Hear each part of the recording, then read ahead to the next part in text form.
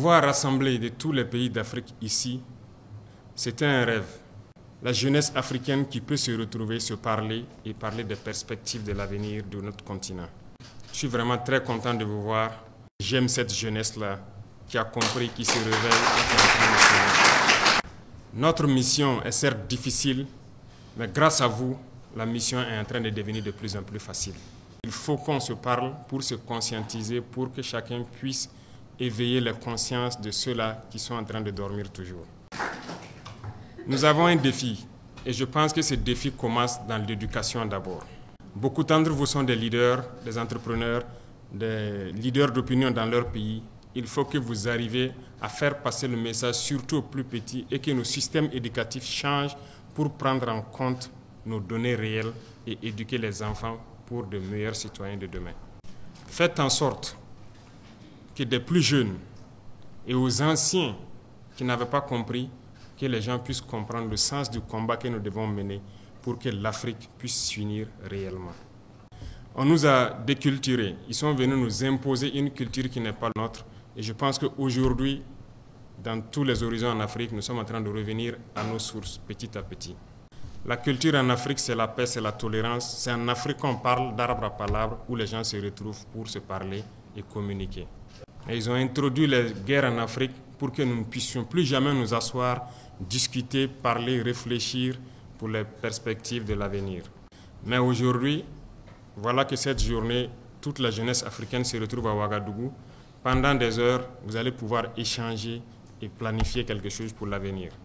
À partir de cet instant, chacun d'entre vous est un ambassadeur pour faire passer le message de la révolution, pour que la jeunesse se mette au travail, s'unisse et prenne leur destin en main. Il n'y a pas de problème sans solution tant que l'on peut s'asseoir et parler. Mais il y en a aussi des situations où nous sommes obligés de combattre pour ramener la dignité et l'intégrité. C'est ce combat que mènent aujourd'hui les Sahéliens contre le terrorisme international qui nous est imposé. Nous vous remercions tous pour le soutien constant envers nos pays dans cette lutte-là. Vous avez parlé des inégalités qui grandissent en Afrique entre les riches et les pauvres. Je suis parfaitement d'accord et nous combattons ça aussi. Les plus riches deviennent plus riches et les pauvres deviennent plus pauvres. C'est inacceptable.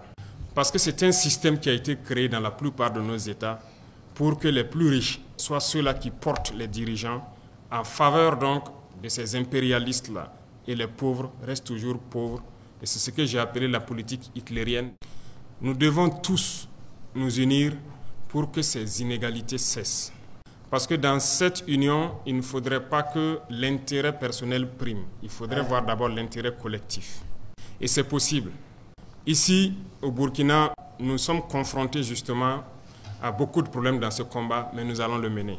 Les plus riches qui ont assez de milliards, d'abord, la plupart du temps, ont leur fortune dans les banques impérialistes, mais n'ont aucun souci pour aider les plus pauvres.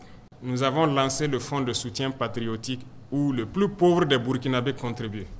Nous aurions aimé voir nos milliardaires venir contribuer à hauteur de milliards pour sauver notre pays. Mais ce n'est pas ce qui se passe. Et lorsque nous ne nous lançons pas dans la même logique de les donner tous les marchés de l'État, ils nous combattent. L'année dernière, quand j'ai échangé avec vous, je disais que j'avais vu des banquiers pour pouvoir mettre un mécanisme en place avec l'État pour financer les jeunes. Mais jusqu'aujourd'hui, je n'ai rien vu. Nous avons été obligés à un moment donné de mettre en place très rapidement une banque du trésor et pour trouver les mécanismes pour soutenir les jeunes dans leurs entreprises. Ce n'est pas de la concurrence avec le privé, mais il faut qu'on arrive à combattre les inégalités. Tant que les inégalités ne sont pas combattues, l'injustice règne, la pauvreté règne et l'insécurité va régner. Pourquoi est-ce que vous devez communiquer? Parce que c'est eux qui détiennent le pouvoir de l'argent. Ils vont toujours chercher à manipuler des jeunes pour que nous disparaissons. Et aujourd'hui en Afrique, la jeunesse commence à se battre contre les corruptions et certaines déviations de bonne gouvernance dans leur pays et nous les soutenons. Il faut que vous nous ameniez, nous dirigeants, à faire l'impossible pour vous. Et nous serons obligés de trouver les solutions nécessaires, sinon nous allons vous dire que nous sommes limités à tel endroit et j'espère qu'on pourra se comprendre. Donc, nous avons une mission commune. Votre mission, c'est de nous amener à être meilleurs pour que le continent soit meilleur. Et notre mission, c'est de tout mettre en œuvre pour exploiter tout le potentiel de nos pays pour que la jeunesse s'épanouisse. Je vous invite donc à maintenir la réflexion sur ces sujets, à faire les bonnes propositions pour que nous puissions ensemble sauver notre continent, l'Afrique. Et je sais compter sur vous pour mener les mêmes débats, les mêmes réflexions. Et pour terminer, je vous dirai, il faut croire en vous. Ça commence par là. Croyez en vous, croyez en la jeunesse. La pauvreté, c'est ce qu'on nous a fait comprendre, mais la réalité est que nous sommes riches. Faisons en sorte que nos richesses appartiennent à tout le monde et que cette jeunesse-là puisse s'épanouir, que nous ayons la sécurité que nous souhaitons et le développement. Nous pouvons et nous allons gagner le combat. Bonne chance à tous et bonne réflexion.